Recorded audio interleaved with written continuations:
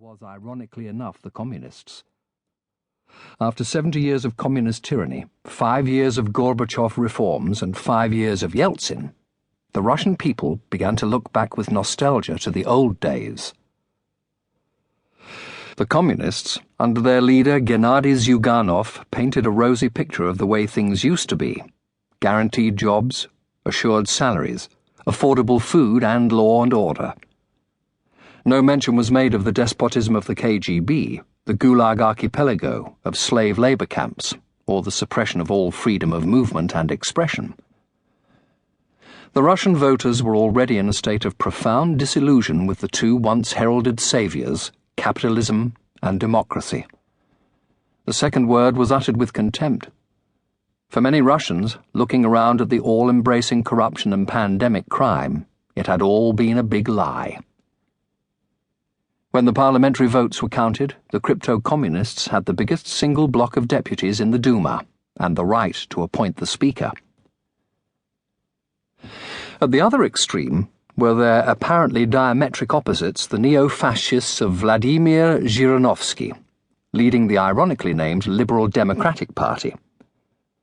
In the 1991 elections, this crude demagogue with his taste for bizarre behavior and scatological expressions had done amazingly well, but his star was falling. Nevertheless, it had not fallen enough to rob him of the second largest block of deputies. In the middle were the political centre parties clinging to the economic and social reforms they had introduced. They came in third. But the real effect of those elections was to prepare the ground for the presidential race of 1996. There had been 43 separate parties contesting the Duma elections, and most of the leaders of the main parties realized that they would be best served by a program of coalescence. Before the summer, the crypto-communists allied with their natural friends, the Agrarian or Peasants' Party, to form the Socialist Union, a clever title, inasmuch as it employed two of the initials of the old USSR. The leader remained Zyuganov.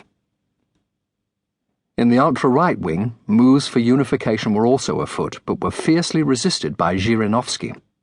Vlad the Mad reckoned he could win the presidency without help from the other right-wing factions. Russian presidential elections, like the French, are held in two parts. In the first round, all candidates compete against one another. Only those candidates coming in first and second qualify for the runoff vote of the second round. Coming in third is no use. Zhirinovsky came in third. The smarter political thinkers on the extreme right were furious with him. The dozen parties of the centre united more or less into the Democratic Alliance, with the key question throughout the spring of '96 whether Boris Yeltsin would be fit enough to stand for and win the presidency again.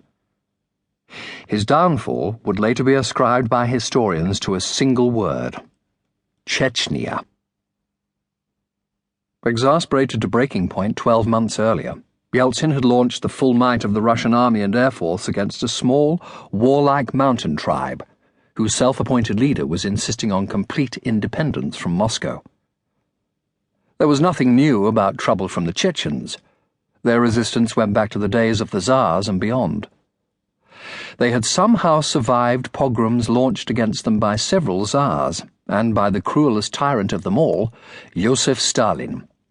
Somehow, they had survived the repeated devastation of their tiny homeland, the deportations and genocide, and continued to fight back.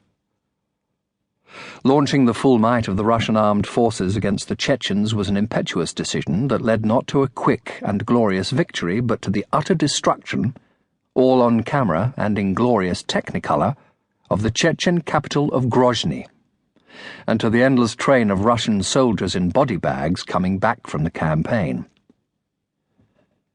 With their capital reduced to rubble, but still armed to the teeth with weapons largely sold to them by corrupt Russian generals, the Chechens took to the hills they know so well and refused to be flushed out. The same Russian army that had met its inglorious Vietnam in attempting to invade and hold Afghanistan had now created a second one in the wild foothills of the Caucasus Range.